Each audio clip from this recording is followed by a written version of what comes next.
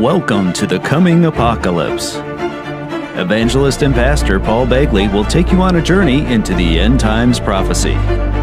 He'll examine current world events and explain how they relate to the end times. For decades, Pastor Begley has provided people all over the world with an understanding of today's world events from a biblical perspective. Now, here's your host, Pastor Paul Begley. Are you serious? Are you serious, guys? Well, welcome back. Live broadcasting today, and we're just thrilled to have you here. I hope you all had a very Merry Christmas. I hope everybody really did. We're going to use the Fair Use Act today, good faith. This work contains a fair use of copyrighted, non-copyrighted images for the public domain and the web for non-commercial, non-profit, educational purposes only. This is to help enhance the teaching of the current world events and how they relate to biblical prophecy. What we're doing is taking a look at the current world events around the world and how they relate to biblical prophecy. And there is a lot out there, I can tell you that right now. So this will be a powerful show. As a matter of fact, we're going to be focusing on a lot of issues, but also Planet X. Planet X will be our focus. Planet X could be bringing about the apocalypse. Now, what I mean by that is I'm not saying that Planet X could be bringing Jesus Christ's return, but certainly Planet X could be bringing about some of the biblical signs in the Bible of pointing us to the end of time. Apocalyptic revelation, unveiling, the revealing, and our guest to help us on that will be John Moore. John Moore, the host of the radio show. John Moore, guys, he worked for the government for 35 years, involved in military intelligence, including setting in on meetings with high-ranking generals discussing the arrival or the passing by of Planet X and its unbelievable catastrophic event upon the earth, including a pole shift and the rising sea waters. He will share this with you today. This will be powerful. Look out, it will be a great program. But first, let me just put a shout out right on. Let me break in right now and say we want to thank Noble Gold Investments for just being a good, really a good partner, a Christian company, family owned. And if you're out there and you're wondering what to do with your 401k or your IRA and you just retired, maybe you just got your inheritance had just come in or some kind of a windfall and you're like, what do I do? You need to go to www.noblegoldinvestments.com. Call Colin Plume. Tell him that you know, here you are. This is your situation. They are Christians. They are family owned. What they do is they say, okay, let's see what you want to do, and they will help you with your retirement needs. That's noblegoldinvestments.com. I got some great coffee here right now, guys. Are you serious? I mean, it's great to see everybody here at the Salvation Station. We're going to have a powerful program here today, no doubt about that. Again, Planet X could bring about the apocalypse. Well, let's just see what that means. John Moore will be joining us a little bit later in the broadcast. But let's go to the Word of the Lord, because I think in the Bible we may get some clues to what's going to happen in the last days. If you go with me to Revelation chapter 8, can I just read it today? Here's what it says. And when he opened the seventh seal, there was silence in heaven about the space of a half hour. And I saw the seven angels which stood before God, and to them were given seven trumpets. And another angel came and stood at the altar, having a golden censer. There was given unto him much incense, that he should offer it with the prayers of all saints upon the golden altar which was before the throne. And the smoke of the incense which came with the prayers of the saints ascended up before God out of the angel's hand. And the angel took the censer and filled it with the fire of the altar and cast it into the earth. And there were voices and thunderings and lightnings and an earthquake. And seven angels, which had the seven trumpets, prepared themselves to sound. The first angel sounded, And there followed hail and fire mingled with blood, and they were cast upon the earth. And the third part of the trees was burnt up, and all green grass was burnt up. The second angel sounded, as it were a great mountain burning with fire was cast into the sea, and a third part of the sea became blood. And a third part of the creatures which are in the sea and had life died, and a third part of the ships were destroyed. And the third angel sounded, and there fell a great star from heaven, burning as it were a lamp, and it fell upon the third parts of the rivers, and the fountain upon the fountains of waters. And the name of that star is called Wormwood. And the third part of the waters became wormwood, or bitter, or poisonous. And many men died of the waters, because they were made bitter or poisonous. The fourth angel sounded, and the third part of the sun was smitten, and a third part of the moon, and a third part of the stars, so as a third part of them were darkened. And the day shone not for a third part of it, and the night likewise.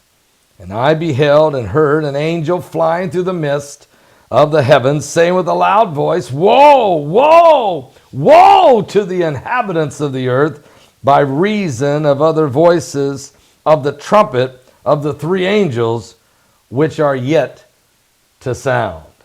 This is Revelation chapter 8. I think you definitely can see here two deep impacts upon the earth. One of them hitting what looks like on dry land, creating massive burning of the trees and the grass and ships, the ocean, certainly a massive tsunami,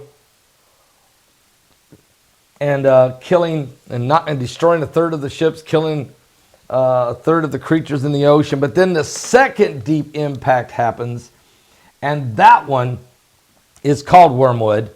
So it's like a burning comet. They call it wormwood. And when it hits, the first one hits the sea, the second one hits the land. When this one hits the land, it brings radiation. It poisons all the water, all the drinking water. And so it becomes, many men die from this radiation poisoning. So the first one hits the ocean, creating this massive tsunami and chaos. The second one hitting the land, bringing about the radiation poisoning or wormwood. And these are events that the Bible prophesies are definitely going to happen. The question is, when? All right. And what causes it? And is Planet X, or as the ancients called it, Nibiru, is that what brings about these catastrophic, cataclysmic, apocalyptic events of a biblical scale? Well, we're going to have to wait and see, but we'll try to get some understanding of it with John Moore today, as he'll join us in just a few moments. Someone's saying, happy late birthday, Pastor. Well, thank you. And great to see everybody here today on all of our networks, Periscope, new live stream, Roku satellite television, everybody that's with us at our website at paulbegleyprophecy.com.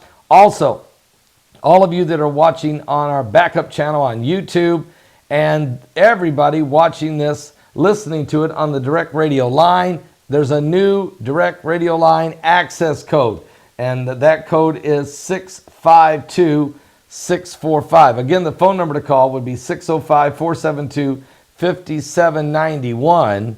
That's 605-472-5791. And the new access code is 652-645-POUND. That's 652-645-POUND if you're going to listen by direct radio line. Guys, there's a lot going on we got to cover here today. And, oh, by the way, just real quick, we got, I just want to bring this one out. There's been a lot of cards have come in. What a beautiful card. This came from New Mexico, and it's from Monica. A beautiful, beautiful, beautiful picture of an angel with a cross there. Just beautiful. A statue there that statue is in New Mexico. She also sent me, cool, Billy the Kid ornament, okay? And also a really cool coffee cup. We don't call 911, it says. And you can see there's a rifle for the for the handle. Neat little coffee rug, they call it, okay? Set it on. Really neat. I really appreciate it very much, Monica. Thank you. And all of our listeners out there in New Mexico, thank you guys. We're on television on 2 channels also in New Mexico, in Albuquerque, New Mexico. 2 different channels we're on twice a week out there. I think it's Thursdays and Saturdays. So we're so glad to do that. Amen. So, hey, let's get going here. What? Earthquakes! Earthquakes! Earthquakes! Yes, they are happening, guys.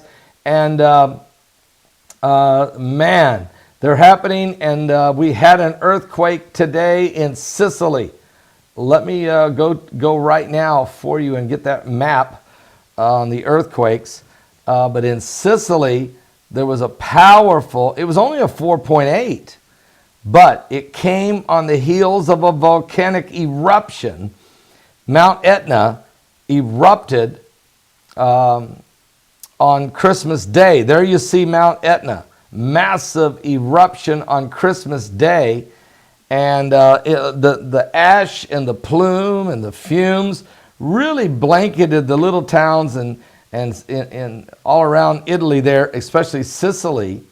But then, that was yesterday's eruption of Mount Etna. Today, Sicily then had an earthquake of 4.8. And that earthquake caused considerable damage and injured 10 people, even though it was only a 4.8. So there's a whole lot of shaking going on. The earth is shaking and quaking. The devil's back is breaking. You've got guys, just a few days ago, you have that volcano that erupts, and then 30 minutes later, the tsunami that comes sweeping in. But there's Mount Etna. You can see in the distance from Sicily. You can see Mount Etna. And so yesterday, Mount Etna erupts, and today, an earthquake. As a matter of fact, we've had a 4.5 earthquake in Russia, 4.2 in Indonesia, look at the damage in Sicily, Italy. Look at this. Only from a 4.8, all right? We had a 4.5 earthquake in Mongolia, 4.3 in Mayotte, 4.2 Bolivia. We even had a 3.6 in Cimarron, New Mexico. What? They don't call 911 down there, though. New Mexico. And then a 4.2, like I said, in Bolivia. A 4.4 in Indonesia. Pretty strong 3.7 up there in Fairview, Alaska. Also, there was earthquakes in Oklahoma. Perry, Oklahoma, 2.5. Pinnacles, California, 2.7. But the earthquake in Italy, they're now saying, is a 5.0, but it was only 1 kilometer deep, okay? 1. So it's right there, right at the top of the ground. And it's caused because of the volcanic explosion on Mount Etna. We also had a 4.5 in Papua New Guinea, 5.1 Vanuatu. There was even a 3.3 earthquake down in Snyder, Texas. We had a 4.3 in Fiji, 4.6 in the Solomon Islands. There was a 4.6 in Greece, and 4.6 in Indonesia, and a 4.5 in the Philippines, 4.1 in Japan, a powerful 5.6 earthquake in Tonga, and a 4.8 just hit Japan. So you can see there's a significant damage. And of course, the Indonesia, there you're looking at the tsunami that killed 430. That is what the death toll is. 430, over 1,500 people injured. Matter of fact, according to the reports, the desperate search continues today for survivors of this tsunami, which struck parts of the western Indonesia as the country makes its 14 years ago today that massive 2004 Sumatra tsunami hit and killed over 227,000 people worldwide in several different countries, mostly in Indonesia. Now this tsunami that you're looking at right here, this one from 3 days ago, killed 430 people and has injured over 1,500, sparked by a landslide from an eruption of a volcano. The landslide slid into the ocean and created a tsunami that swept through Sunda Strait, leaving 1,500 people injured, 22,000 people displaced. There's the triage, there's the chaos in the villages of Java and in Sumatra coast. Dozens of people are still missing, folks. And the Indonesian Red Cross said Wednesday that it was sending emergency aid to the affected areas. And 400 staff members also getting in there from the Red Cross. I know that Samarian Purse, also Franklin Graham, sending his crew out there to help as well. Most of the survivors have been huddling in temporary shelters away from the shore, but have started to emerge to search for loved ones and assess the damage to their properties. And it was just unbelievable. The head of disaster management at the Indonesia Red Cross said, "Our teams are seeing many broken bones and broken homes, and people are very shaken." Indonesia has withstood a string of disasters this year. And this is amazing. It's been misery in Indonesia. Get this, guys, just this year. In September, more than 2,000 people were killed after a tsunami and earthquake struck western Sulawesi. Many complaining they were caught unaware. Also, over July and August, a series of earthquakes hit the northern Lombok region, sparking landslides, collapsing buildings that left more than 400 people dead there. Yet even those tolls pale in comparison to 14 years ago today, in 2004, when that 9.1 magnitude megaquake struck near Sumatra, Indonesia on Boxing Day, triggering a tsunami that hit multiple countries bordering the Indian Ocean, killing more than 227,000 people. So, again, look at the chaos. 430 are dead, over 1,500 injured in this volcano that caused a tsunami in Indonesia. Our hearts go out to these folks, our prayers to everyone out there. And this was a very horrific situation, to say the least, going on out there in Indonesia. And so a lot taking place. Let's check the solar winds that are blowing on the sun, because for several days it was blowing extremely 500 and 600 even kilometers per second. Right now, just about normal, 340 kilometers per second. There's also a co-rotating interaction region, according to NOAA. Forecasters say that a co-rotating interaction region might hit the Earth's magnetic field on December 28th. According to reports, the transition zones between fast and slow-moving streams of solar wind, they often contain plasma shocks and strong magnetic fields that do a good job sparking auroras. It also created a minor G1 class geomagnetic storm are also possible. Also, incredible situation developing. Only 11 fireballs broke through the Earth's atmosphere in the last 24 hours. That's not a problem. Today, we're going to have an asteroid. It's asteroid 2018 XE4.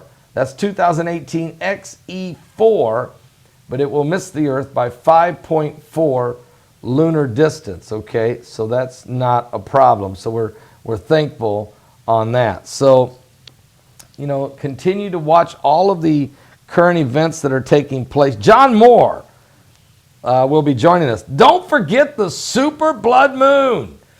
A few days ago, there was an article came out which even was quoting Heidi. Remember that day Heidi walked in and gave us her 2 cents on the super blood moon? Well, they happen to be listening apparently, because an article came out of the UK, which was quoting not only myself and the blood moon phenomenon, but also Sister Heidi. And I seen an article that came out yesterday quoting Mark Biltz And Mark Biltz was saying the same things that I've been saying. It was kind of neat. He was saying this super blood moon has to do with America, has to do with the presidency, has to do with Washington. And he talks about Trump and the 700 days he was born before Israel, and how that he, and this is the anniversary of his being sworn in and all that. So he's following the exact thing that we've been talking about. He's in agreement. He's confirming it. And of course, Mark will be, we've actually put in a call to him. We'll be bringing him in here before that blood moon, that super blood moon over Washington, D.C., before it comes on the scene. Certainly, it's going to be huge. And not only huge that it's a huge blood moon, it's a super blood moon. But the fact that it is on the second anniversary of the swearing in of President Trump as the 45th President of the United States, the fact that it does go through the midnight hour, so it's literally the closing of his first 2 years and the beginning of the next 2 years, the fact that Trump was born on a blood moon on June 14th, 1946, 700 days exactly before Israel became a nation on May 14th, 1948, and the fact that he was sworn in with his hand on Abraham Lincoln's Bible, or maybe it was George Washington's Bible. I think it was George Washington's he used. And that day was January 20th, 2017. That day, Trump was 70 years old, 7 months, and 7 days. It's quite amazing that then on the 70th year of Israel as a nation, he moves the U.S. Embassy and declares Jerusalem the capital of Israel and plants the U.S.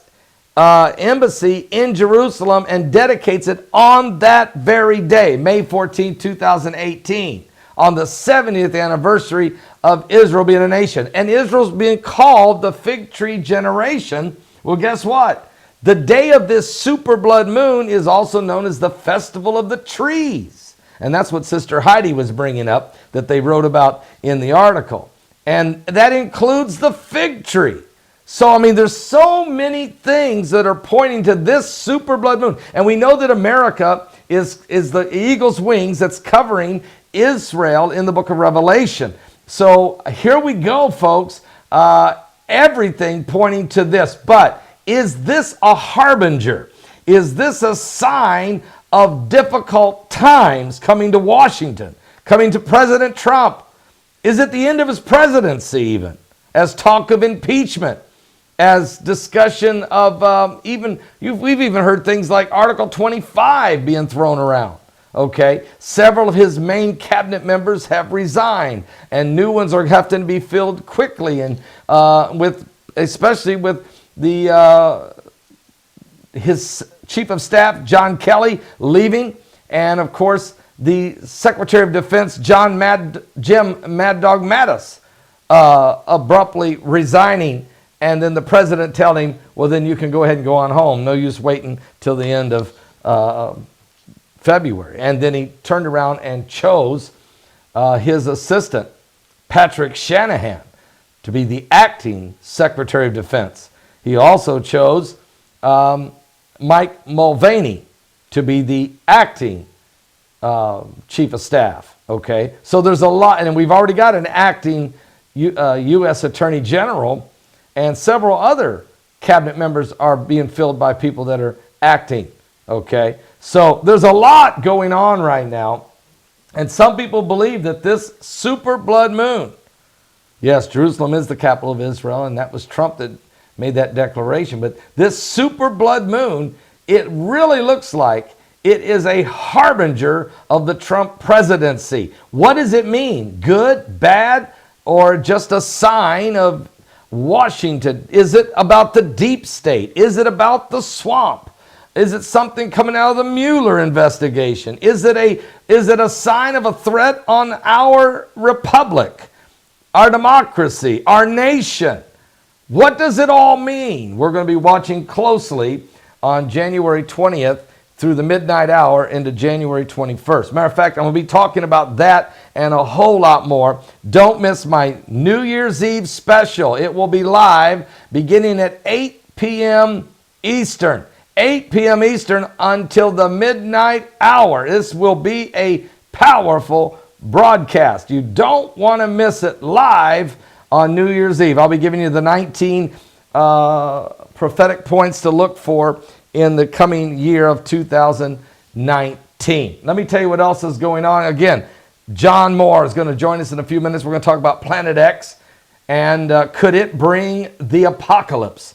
Or what does that mean? What does John Moore know? What about this sea rising? Why are the FEMA camps all inland, away from the coast? And when you see that U.S. Navy map, which we'll be showing you when he comes on, you'll ask yourself the question, what's going on here? What?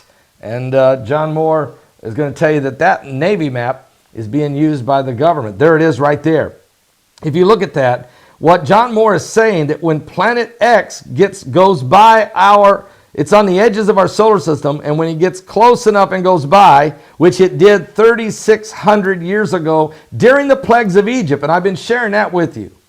Put that back up. What he's saying is, when that thing goes by, you can see he says that a pole shift is going to shift in one day about 26 degrees, and that will cause the seawaters to rise. Florida would be underwater. All of the East Coast would be, significant portions of Virginia, North Carolina, South Carolina, most of Georgia, most of Alabama, almost all of Mississippi. You can see most of Louisiana, the coastline there in Texas. And then look at this. The Mississippi River would swell, and that would really take a toll on St. Louis and Memphis, Tennessee, and all the way up. Illinois, Chicago goes underwater in that one. Wisconsin goes underwater. The entire Great Lakes become one massive lake, all the way down the Mississippi. And then look at the West Coast, also experiencing incredible, and the water wouldn't just come rushing in like a tsunami. It would just come rising, just keep rising and rising and rising without rain. No rain, just the water rising. Okay, that's what is being projected by the U.S. Navy. That has been discussed at high levels. We're going to let John Moore tell you all about that. Now, look, folks, when the first time I heard his presentation last year at the Watchman conference during the lunch break, he gave his presentation. I sat there and listened to this man thinking, are you serious? But his credentials are impeccable. This man, he'll tell you what his career has been in military intelligence, and about 35 years working for the government. And look, guys, he's set in on high-level meetings. This is why they've been moving Langley all the way to basically underground cities are being built up there near the Denver area, all of Denver. And really, Washington, D.C. will have to just transfer to Denver area. Okay, and they've been building underground cities for years. They know this is coming, according to John Moore. And John says it's because of Planet X. He doesn't dance around that. I asked him point blank. I said, what's going to cause it, John? Planet X? He said, yes, Planet X, period. The government knows it. This is the U.S. Navy map. What? So we'll be bringing him in here in a few minutes to try to get a clear understanding of what's going on, all right? Is that part of the sign of the super blood moon? I don't know. Oh, by the way, last night, Israel, now there's conflicting reports, but Israel says that Syria fired a missile into Israel. Israel shot it out of the sky with its Iron Dome. This missile came flying out of Syria over the Golan.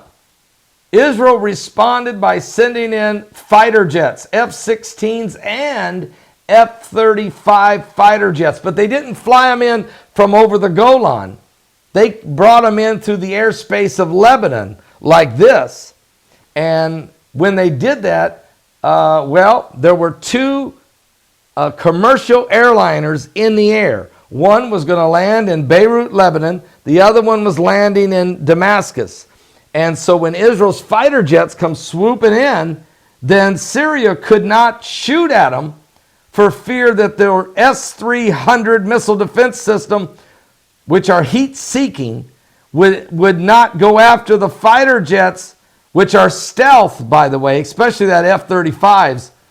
So in other words, they were afraid if they fired at those jets, The missile would not go after the Israeli jets, but go hunting down the commercial airliners filled with people. So they couldn't pull the trigger. And then Israel was able to do some heavy damage around Damascus to the air bases of both the Syrians, well, the Iranians. Is that the F-35? That thing is wicked. That's a brand new plane.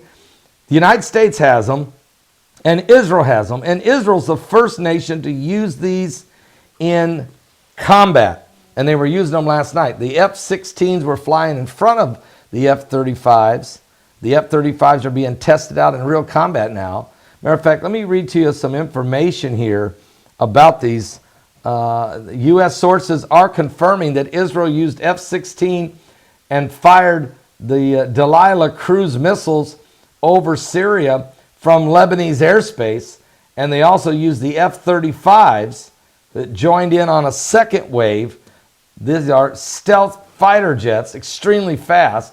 Matter of fact, U.S. military sources disclosed that the Israeli air offensive last night, on Christmas night, was conducted by the Israeli Air Force using F-16 fighter jets firing the Delilah cruise missiles from Lebanese airspace into Syria. Now, Damascus is said to have countered this attack with Russian Panzer S-2 and S-200 SAM air defense weapons. These highly credible sources also disclosed that the Israeli attack was aimed at Syrian military sites, not Iranian and Hezbollah. But I have conflicting reports. I have other reports that tell me that no, they actually blew up Iranian and Hezbollah sites. And Vladimir Putin's angry. He's furious. As a matter of fact, he sent out his people to give a statement. Matter of fact, Moscow is accusing Israel of gross violation of Syria's sovereignty over the airstrikes. According to reports, Moscow today said that Israel had violated Syria's sovereignty with airstrikes the day before, on Christmas Day, after Israel and Damascus blamed each other for the hostilities. We are very concerned by the attacks and how they were made. This is gross violation of the sovereignty of Syria. The Russian Ministry of Foreign Affairs is saying in a statement. Syria said via state media that its air defenses shot down an Israeli missiles near Damascus, while Israel said it was protecting itself from anti-aircraft fire that come flying into Israel. Moscow's defense ministry earlier said Israeli strikes had endangered 2 passenger jetliners. The provocation actions of Israeli Air Force directly threatened these 2 airlines. He said that the attack came from over Lebanese territory and came as 2 airliners, not from Russia. Okay? We were preparing to land at the airports. One was going to land in Beirut, the other one in Damascus. Now you see the Ayatollah Ali Khamenei there and Iran's President Hassan Rouhani. They do have troops in Syria. Iran troops, a lot of them, are in Syria. Matter of fact, it's the Iranian Revolutionary Guard that's training Syrian troops and Hezbollah troops while building more significant forces in Syria. While President Donald Trump just announced that America is leaving Syria. Some would say leaving that man vulnerable, Prime Minister Benjamin Netanyahu. But others would say, no, it doesn't. America has several bases in the Middle East, including one in Jordan, one in Kuwait, one in Qatar, several in Afghanistan, some in Saudi Arabia, some at the United Arab Emirates, okay, Algeria. They got them everywhere. So it doesn't matter. They don't have to have a base in Syria to protect Israel. So, it's just getting these 14,000 troops off the ground sent back home to America is Trump's, was his campaign promise, and it looks like he's going to keep it. But that's the reason that Mad Dog Mattis resigned. he was against that move, and to the point that he walked. Okay, by the way, while this is all going on with Israel, and this is huge, don't forget the prophecies in in Isaiah 17:1. That prophecy says this. It says that about the destruction of Damascus, which absolutely has to be in play now when you think about anytime anything's going on there in Damascus. That prophecy is this. Isaiah 17 verse 1. It says, the burden of Damascus. Behold, Damascus is taken away from being a city, and it shall be a ruinous heap. All right. So there's been a lot of destruction there. There's been a lot of chaos there and confusion. So we keep a close eye on what's going on with Damascus, of course, since the biblical text says that. I want to welcome all 1,000 of you that have joined us today here live. And while this is going on, guys, while all this is going on, Russia has also created a new toy, if you will, a nuclear submarine drone. What? That's right. Test pilot of it. A testing is going to take place. That's the Russian submarine that will contain the nuclear drone submarine on the inside. So that submarine will be floating around everywhere. And on the inside of it, there's a little drone sub. There it is. And that little drone sub has nuclear capability. So you can put a nuclear bomb in this thing. You can have it remote control. It's a drone. And you can send it out there creeping around. And then if it decides to nuke something, it can. Okay? Being guided by the main submarine. So this is some really wild stuff, but now Russia's bringing this on. It's a sub-drone. That's right, a submarine drone that can be released from a submarine. Then the drone sub can sail around or swim around, and it is nuclear. Now they're going to test this drone. They're not going to detonate the nuke, but they're going to test this drone's capabilities here in the next few days. It's a new weapon, again, that Vladimir Putin has his hands on, okay? So Putin's not playing. Boot scooting Putin. He's everywhere, guys. He's almost everywhere like Tony Blair. He really is, though, being aggressive on the world stage as it relates to getting involved in, you have the Crimea thing in Ukraine. You now have the Syrian thing that he's controlling now. He's now building alliances with Syria. Bashar al-Assad, his puppet president.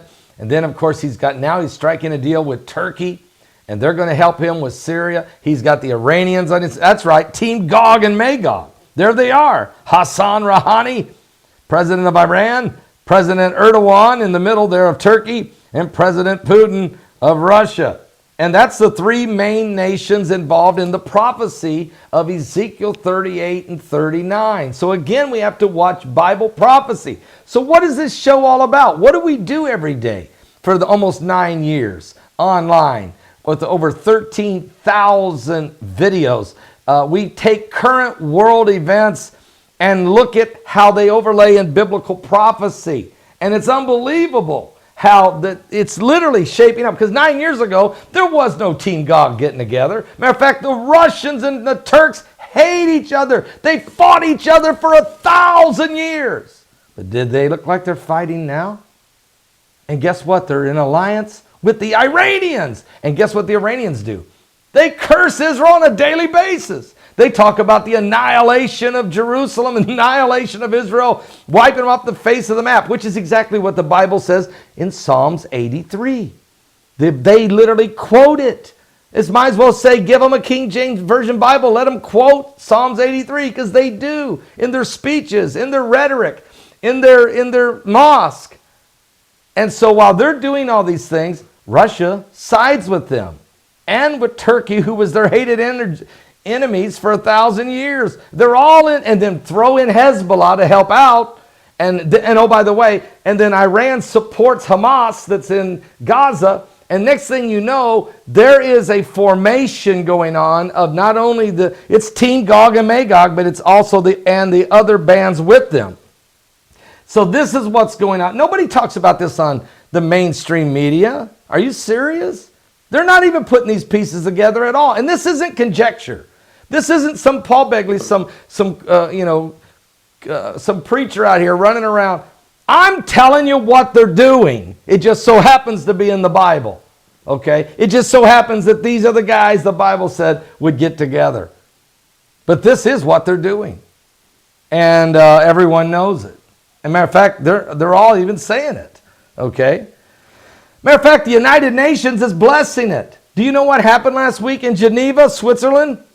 Team Gog and Magog were meeting in Geneva under the sanction of the United Nations. The UN commissioned Russia, Turkey, and Iran to write the new constitution for Syria.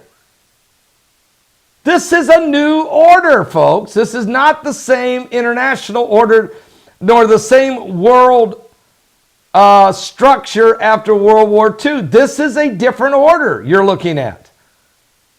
And it seems as if Israel, in its 70th year of anniversary, it had a blood moon over Jerusalem, I believe a harbinger.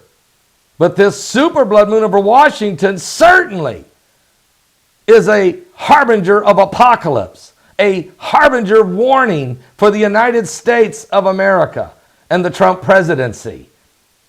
And so we'll wait and see what's going to shake out of that. But, oh, by the way, the stock market this morning took off going north, looked like it was going to have a great day, and then it went through a 3-hour slide into the negative, and I don't know what it is at this moment. We can take a peek at it here in just a second, but certainly stock market is on a wild ride right now. And but guess what? Even though the stock market has been sliding and sliding and sliding down, the economy is the strongest it's ever been. More people are working today than ever in U.S. history. People will make higher wages today on average than ever before. The unemployment rate is the lowest in 50 years, and the retailers are reporting they've had the strongest holiday sales ever. So the stock market, again, Wall Street is not a direct reflection of Main Street. They're just two different highways. They're just two different entities, okay? And where the rubber meets the road is where the people are working, they have paychecks, can go out and spend money. That's when you know things are cranking. And so stock market, well, whatever. It goes up. I don't get excited when it goes up. I don't get excited if it goes down. Because as far as people having a job, people actually working and being able to put food on the table for the families, that's done at Main Street level, okay? Small businesses and Main Street. That's who employs the people. 80% of the people that work in this country work for small businesses. This is very important, okay? And you should support Christian businesses for sure. Because the Bible says, do good unto all men, especially them of the household of faith. All right? Just giving you a scripture. It's in the Bible. Oh, by the way, while that's all going on, there was one weird gift that they had in England. Did you hear about this Lava-Bella doll? The thing went demonic on. It went rogue. It went demonic. I don't know what's going on, guys, with this AI technology. But this doll that was being sold in the UK, this Lava doll, I've seen the video. These people put the batteries in it and turned it on, and this doll starts chattering in a demonic rambling. Eyes went to flaring. When I saw the video, I said, what? And even the people... It wasn't supposed to do that at all. It's supposed to. The doll was supposed to talk to the child, okay, in a very lovable way. It's called Lava-Bella. But the doll went demonic They don't know. Now the manufacturer says no, it didn't. It's a malfunction. Okay, but they admit it was a malfunction that caused it to act demonic. Okay, all right. Either way, it's just not a good thing, guys. All right, it's just not a good thing. I'm sure that this malfunction was just that, but still, really weird stuff goes on out there. Really, really weird stuff. I mean, there's a story just came out this morning. I don't even want to report on it.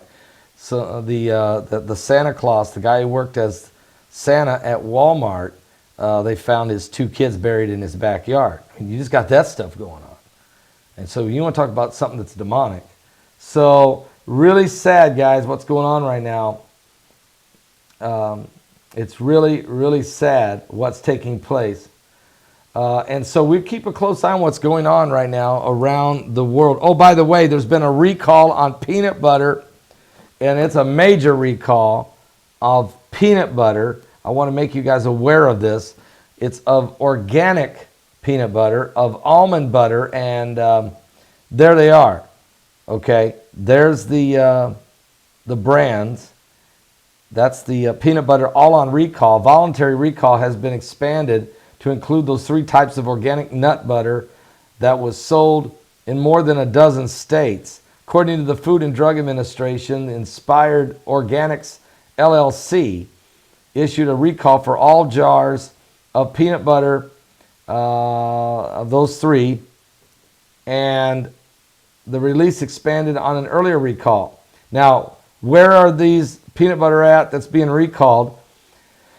Well, they're being recalled in the state of Florida, Illinois, Indiana, Iowa, Kentucky, Maryland, Michigan, Minnesota, Missouri, New York, Ohio, Pennsylvania, Tennessee, West Virginia, Wisconsin, and even up there in Ontario, Canada.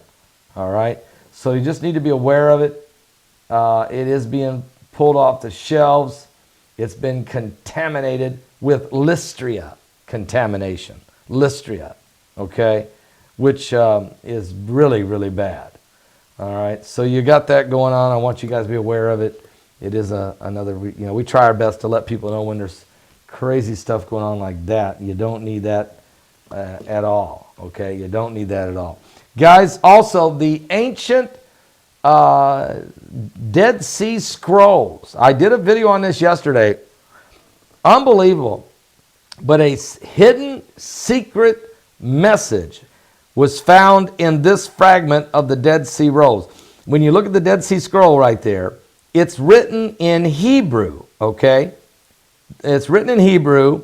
The Dead Sea Scroll is back from the days of about 800 BC. They found the book of Isaiah, several other books and manuscripts, including the Jubilees and others, were in there. But look at this fragment again, because the Dead Sea. I've seen the Dead Sea Scrolls. You can go to the Dead Sea Scroll Museum when you go to Israel. It's just fascinating. It's unbelievable.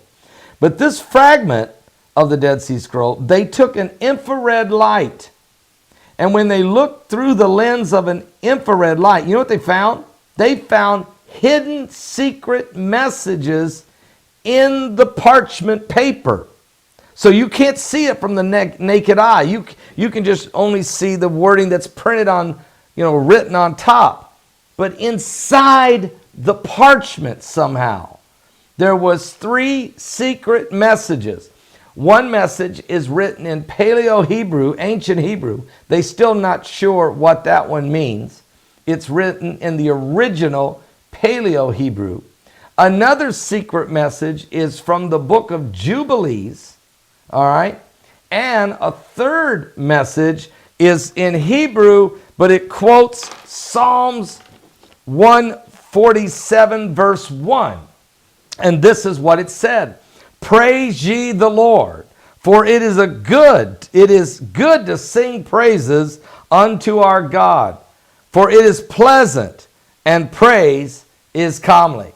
That verse is hidden you can't see it. It's in the manuscript. You have to have an infrared light to see it.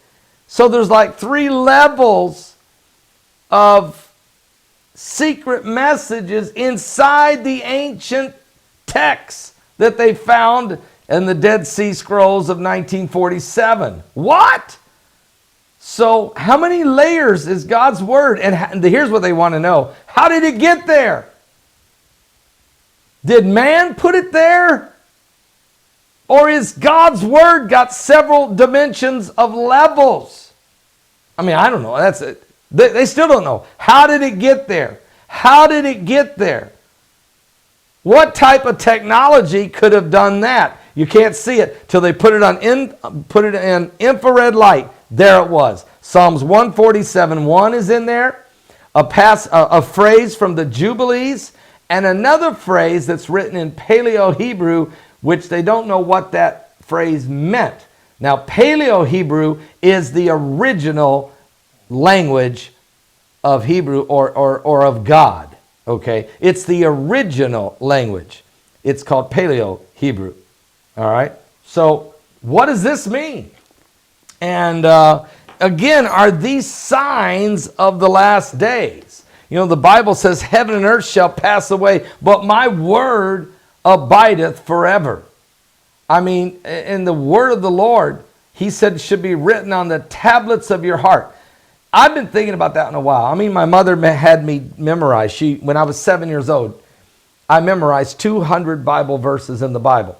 Book, chapter, and verse, 200 different scriptures at the age of 7. I cannot do that today at 57, believe me. But then, you know, I was young, my mind was young, and I would learn every day 5 Bible verses a day until I learned 200 scriptures.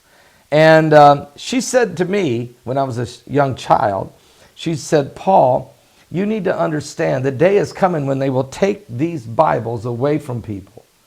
And I thought she was crazy. I thought, oh, Mom, they're never going to take the Bibles away. This is America, right? Hello? Or is it? Anyway, she said the day is coming. They've done it to other nations. And God said that you should write his word on the tablets of your heart and let him write it in. I'm starting to wonder if not only is it memory, but could it be that God could literally engrave his word in your heart and in your mind? You know, you have the mind of Christ. Is it possible? Let me tell you what happens to me. I'll be preaching, and I'll have the Word of God, and I'll have a text, and I'll be preaching, and all of a sudden I can see the biblical scriptures like a page in front of my eyes, okay? I know the people are there, and I'm preaching, but it appears before me, and I can literally read the scripture right off the page. Or sometimes it's like it comes from nowhere. I don't know where it's coming from. And a scripture will appear in front of me, a scripture that I haven't read. And if I did memorize it, I don't remember even memorizing it. Maybe I did as a child, I don't know. But it will appear at the right time. It will go with the message. It will fit in the plan, okay? And it's like, and I'll like, wow, and I'll be quoting it, reading it, quoting it, and the audience don't know. But I know that this was a supernatural revelation coming to me from God spontaneously while preaching. Now, I have also had the ability, that God has blessed me at times when people have started telling me their dreams, and I finish the dream for them. Because as they're telling me it, it becomes a screen, like on a screen, and I see the scenes in front of me, and I tell them, I know what the guy looks like. He has this, that, his hair is this, like his glasses like that, right? He was thin. And they just look at me. I say, I know, and here's what he did. And don't ask me how that works. I believe that's just, again, a gift of God. It don't happen every time, but it has happened many times. I think sometimes we underestimate the power of prophecy. I think we underestimate. We are receiving things in pieces of prophecy. We are living in the last days. When we come back, John Moore, the Liberty Man, will be with us to talk about Planet X and the coming apocalypse.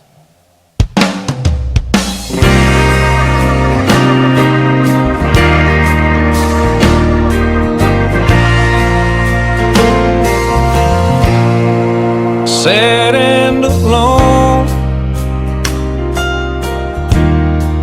Mary sat crying, for on the cross her son was dying. She watched as they drove the nails in him and pierced his side. When he said it is finished, she saw a son and he died. Oh, but I see the blood that gives me my salvation. The blood that was shed for all God's creation, and the blood that I saw still holds all the power that keeps you and me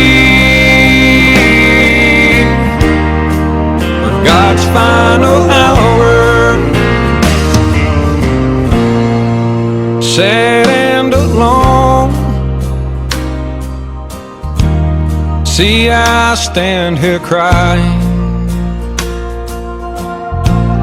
or in my mind I see our Savior is dying. Though darkness surrounds him,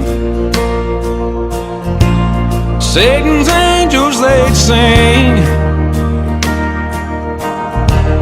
through God's only Son. Yeah, the victory was won. Oh, and I see the blood that gives me my salvation. The blood that was shed for all God's creation, and the blood that I saw still holds all the power that keeps you and me for God's final hour, that keeps you and me, you and me, for God's final hour.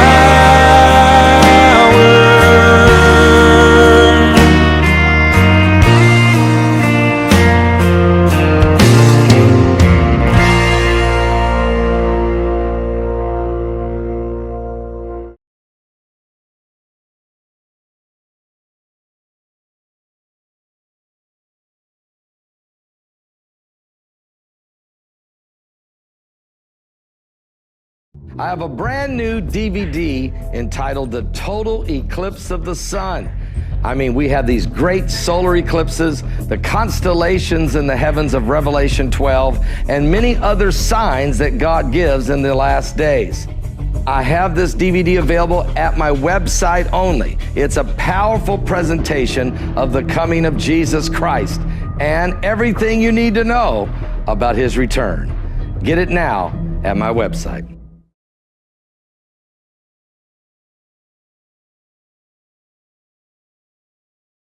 Four Horsemen of the Apocalypse, a 4 DVD set that looks into the most controversial subjects of the end time prophecies. The 4 Horsemen. Oh yes, we're talking about the white one, the red, the black, the green, all of these phases of the breaking of the seals in these end times. Are you ready for the challenge? Well, get this DVD set only at my website at paulbegleyprophecy.com.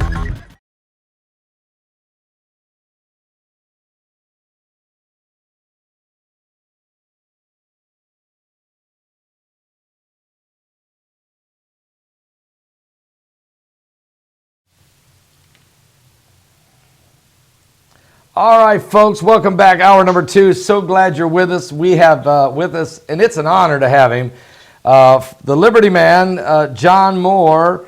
He has a great radio show, The John Moore Show, and we had him on about 6 weeks ago, maybe 2 months ago. It was a phenomenal program, and by popular demand, people want him back, and it's really, really important. So we're so glad to have with us today John Moore. John, great to have you. Thank you, Paul. Good to be here.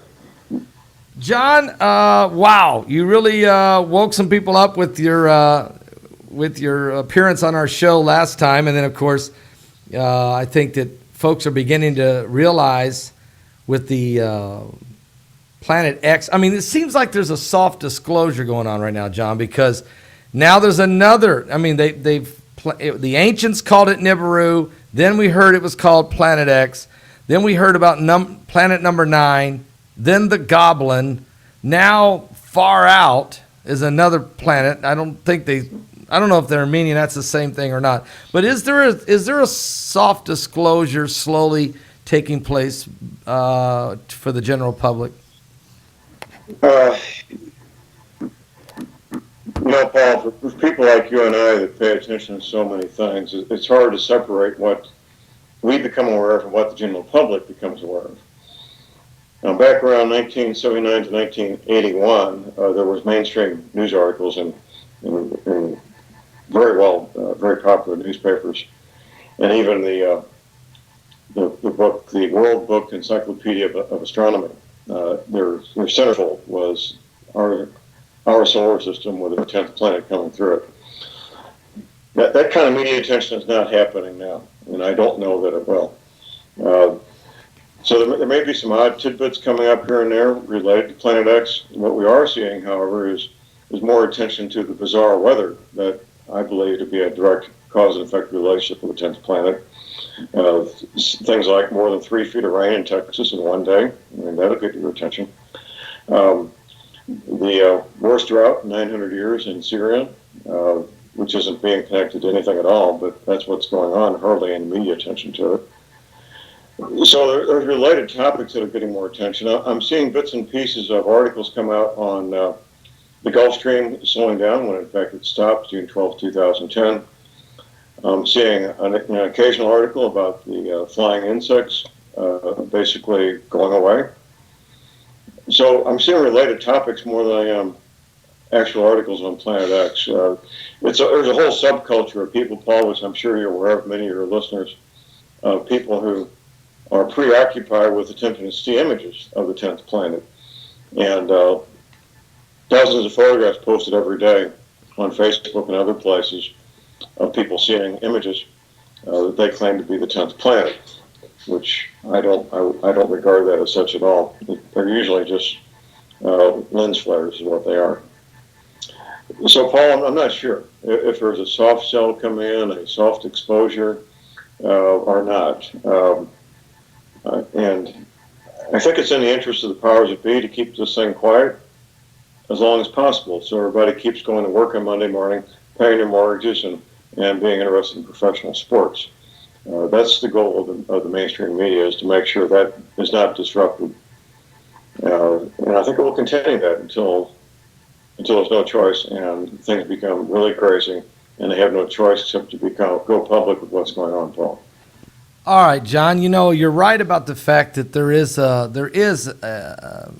attention being paid to the extreme weather conditions, the changing, as you mentioned, droughts or massive rains or monsoons.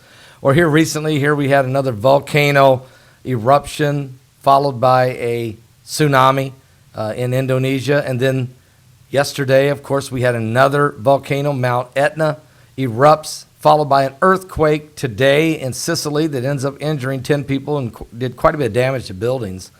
We got all kinds of stuff. Like you said, the insects are disappearing. There's weird weather changes and patterns, jet streams, a lot involved here. Let me ask you, and you're right about people posting. I mean, I get emails from people every day with pictures of what folks believe might be Planet X. I guess my question to you is, you were in a high-level meeting and with military leaders in which Planet X was brought up as well as this U.S. Navy map that we're going to show right now, folks. You can check out all this information at John's website. That's thelibertyman.com, the Liberty Man. But here it is. There's the U.S. Navy map. We've got it on the screen. John, tell us what we're looking at here. Well, I can't see what you're looking at. It's your map. It's your map. The U.S. Navy. Well, okay. That map came into being from my interviewing and debriefing men who were at the classified briefings and saw the actual Navy map. One was a friend of mine. I've known since 1979. He was with SEAL Team 6. And those guys spend a lot of time on submarines, in case you don't know.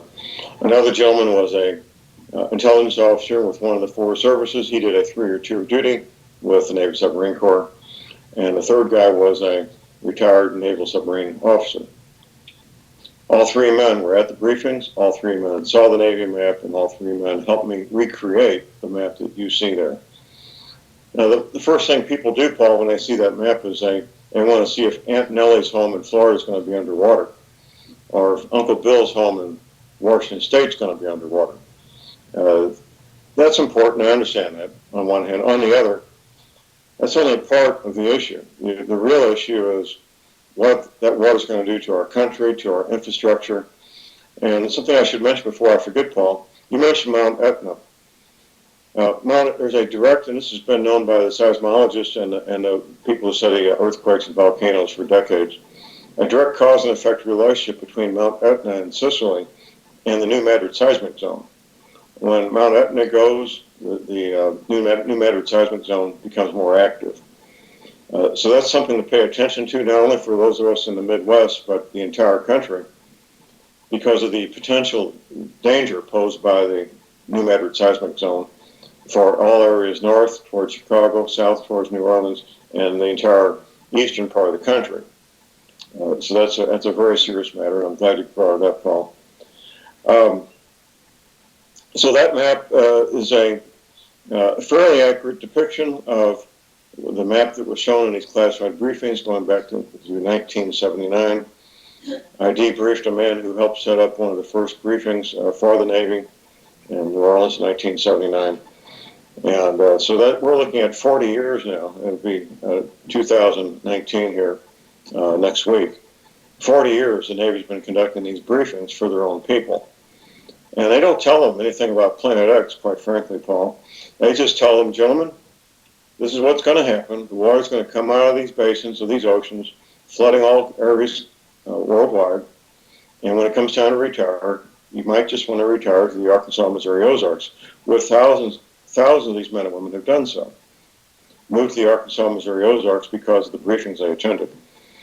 So they were at a bit of a disadvantage, not being told why it would happen, just being told what would happen and a general time frame of, quote unquote, during their lifetimes, which is very nebulous. What I found out, Paul, is that these men, they paid heed. A typical military retiree is 40 to 45 years old. They retire, they pick their little piece of heaven in the Ozarks, or 5, 10, 20 acres, whatever it might be. They move there, they establish their hobby farm, they start their new career. They're 45 years old, so pretty young. And they just live their life, not concerned about, not worried about when the oceans will come out of their basins, just living their life day to day. And they're not concerned about a specific date because it's not an issue for them since they're living a life of preparedness, Paul. So, yeah, I mean, they realize they need to go. They've been, the debriefing you're talking about in 1979, 40 years ago, the government was fully aware of the waters are going to rise. And you and I talked about that. And did they have to give an explanation why the water's going to rise? I mean, do they talk about a pole shift? Do they talk about a jet stream? No, Paul, it's the military. They don't have to do anything. Okay, very, very true. All right. Just do what you're told. You walk in the door, you sit down, and you get briefed. You get up and you leave. Okay. Now that first briefing, one of my listeners to my radio show, we give him a kind of a pseudonym, Phil from Montana. a young sailor. He's in New Orleans. It's 1979. He gets a assignment to set up a briefing room for a Saturday morning briefing for flag rank officers. Now, flag rank officers are admirals and generals. So he says, John, admirals don't do Saturday morning briefings, but they did. He set up the tables, the chairs, the lights, the sound system, and the map. The map that you're showing on your screen was up on the wall. He wasn't told what the map meant, what these strange markings meant. That as admirals show up, they're telling jokes, smoking cigars, enjoying each other's company because they all went to the Naval Academy together, and go into the briefing room. And there was a guard at the door. Typically, that kind of briefing would have a senior NCO, a chief petty officer for guarding the door. This time they had an officer guarding the door, which is highly unusual. So Phil from Montana was not allowed in the briefing. He saw the men lead the briefing, and they all looked like their puppy dogs had died. They just got one of the very first briefings. Now keep in mind the following, Paul. The Pioneer 10 space probe went looking for the 10th planet in 1979, or 78. It found it in 79. It took a while to get out there. The astronomers have known since the early part of the 20th century, around 1908, 1910, that something really big was out there past our solar system that was causing our planets to perturbate, which is have a wobble every time they went past this really large object.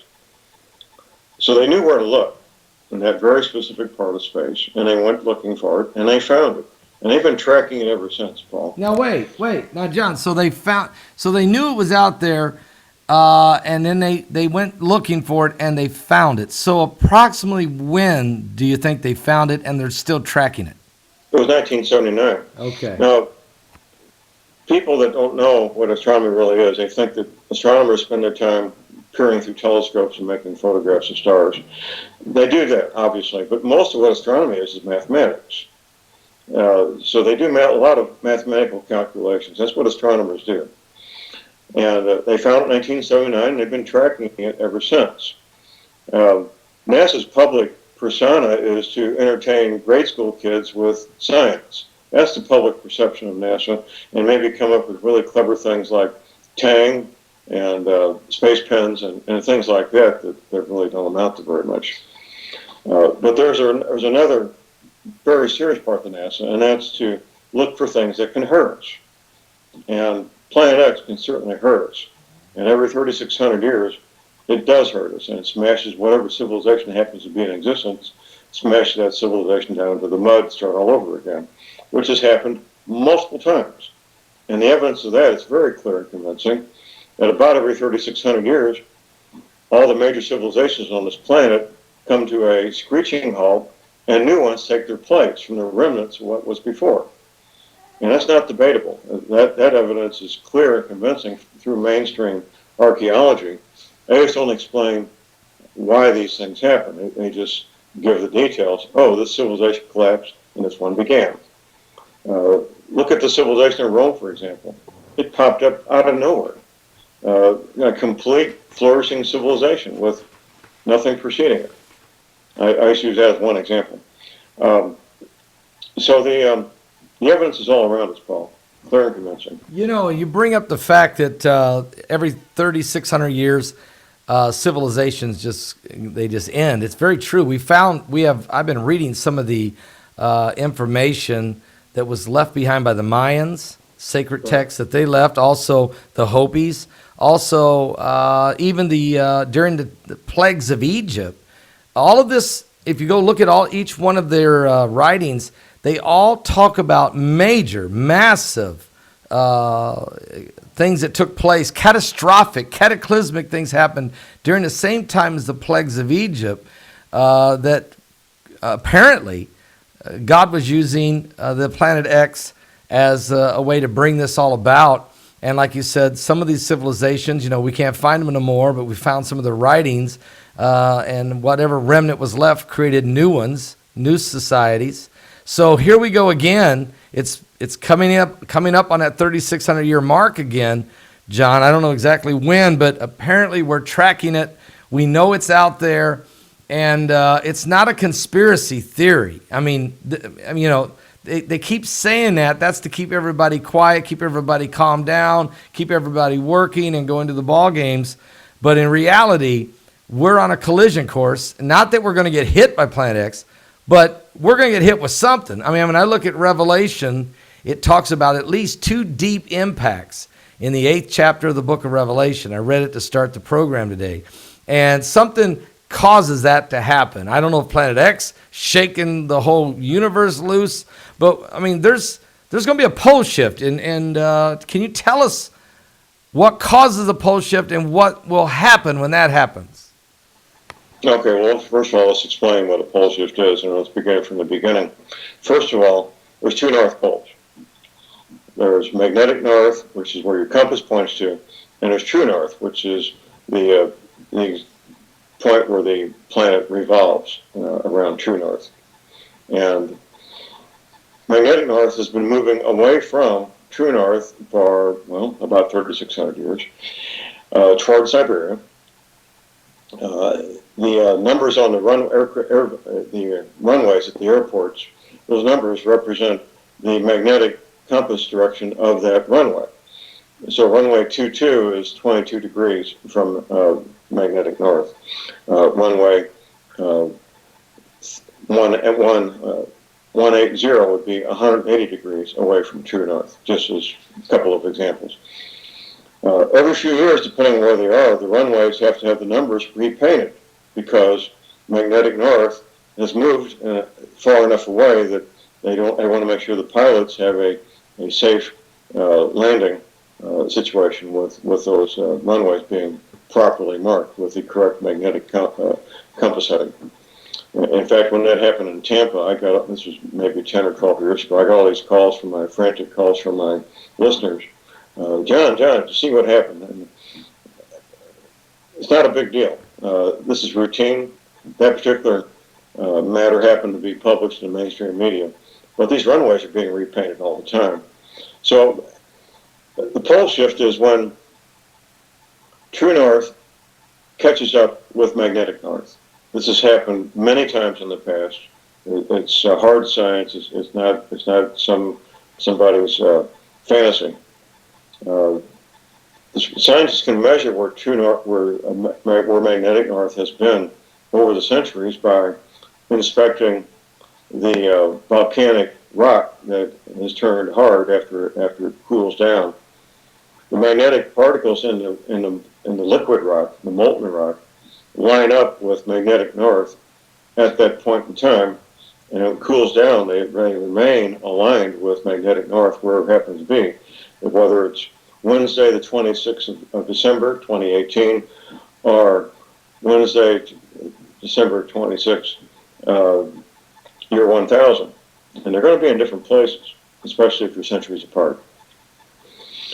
So right now, the belief of the scientists I work with is that this pole shift will be about 12 to 15 degrees, possibly more. The typical pole shift is about 12 to 15 degrees, which may not sound like much, but it causes a massive disruption of all these oceans. I've heard speculation that the upcoming pole shift could be as much as 30 to 40 degrees, which would be unusually large, but possible. The pole shift causes several things. First of all, the thing we're mainly concerned with is the disruption of the oceans.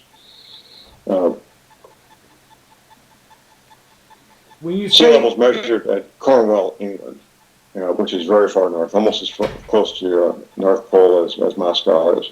You get to the equator, thousands of miles from Cornwall, England, you find that sea level is not quite, about 498 feet or so above that point, that rock on the edge of the ocean there at Cornwall, England, held in place by 2 things. That bulge of water at the equator, which is hundreds of thousands of cubic miles of water held in place by the rotation of the Earth and gravity. Anything that disrupts that bulge of water, Paul, is going to cause massive flooding worldwide, and that's what the pole shift will do, is disrupt that bulge of water at the equator. And Paul, a friend of mine, was on vacation out west, and we've all seen the photographs, maybe some people see them in person, those large flat-top rocks out west in Arizona called mesas. And we climbed to the top of a mesa. This is one of my buddies I served with in Vietnam, another intelligence analyst. He says, John, there's seashells all over the top of this thing. What? Yeah, yeah. And these weren't the fossils of seashells, they were the seashells. So this has happened in the past. And of course, the Great Flood, recorded in the Bible, is one of those passages where this has happened in the past. About every third one, Paul, is when we really get smacked down. And based on what I've found in my own personal research, I think the one coming up is the third one. The most recent one was the passage out of Egypt with Moses crossing and all that.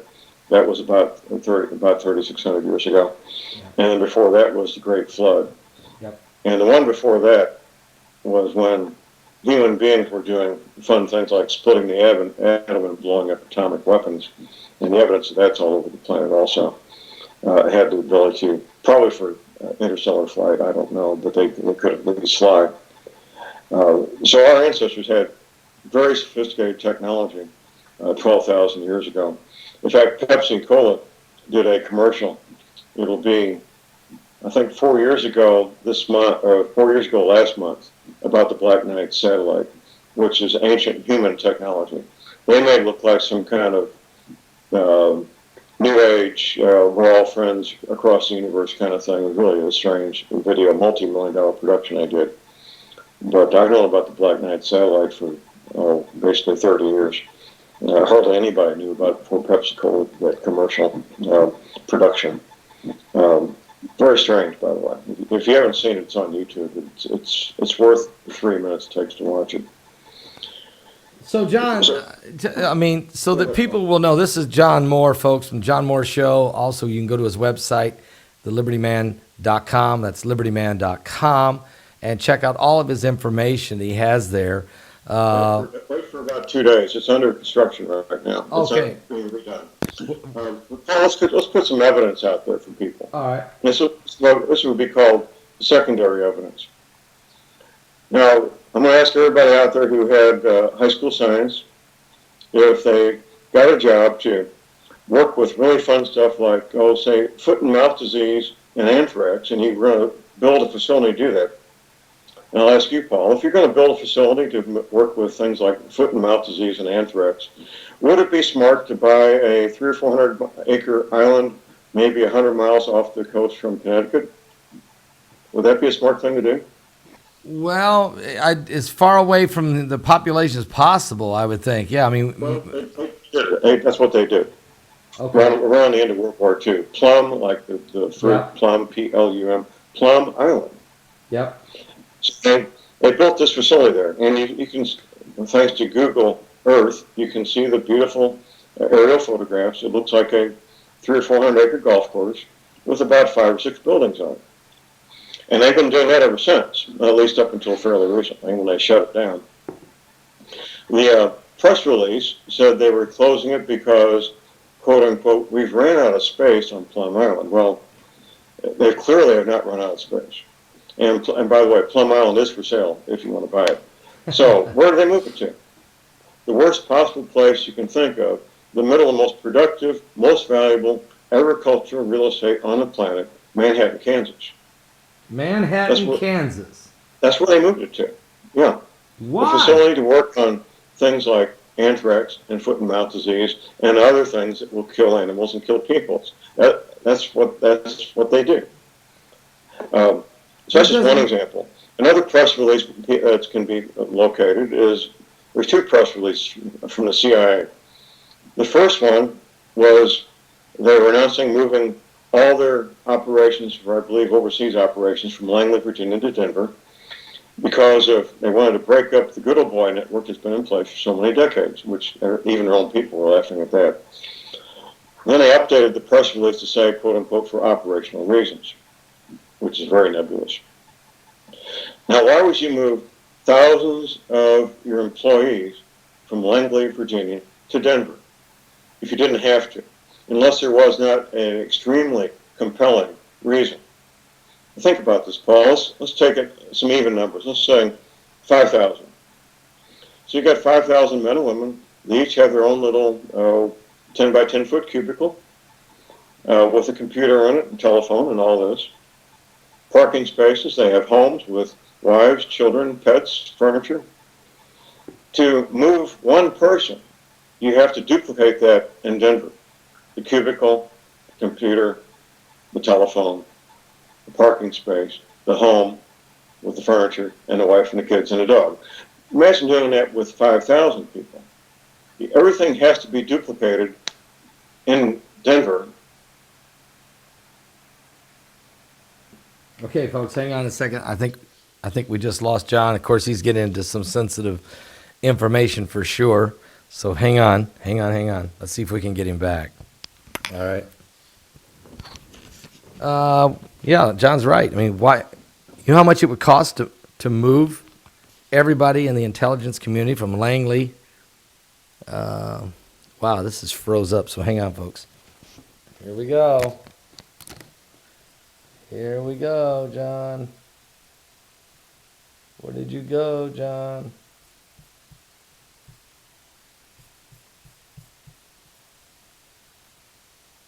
I mean, it's frozen. Okay. Have we lost the internet too? Wow.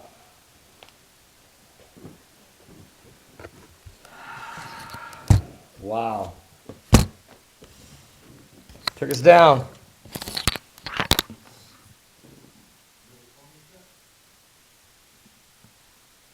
Hang on. Did you cut it? Yeah. Cut it and let's then re-up it.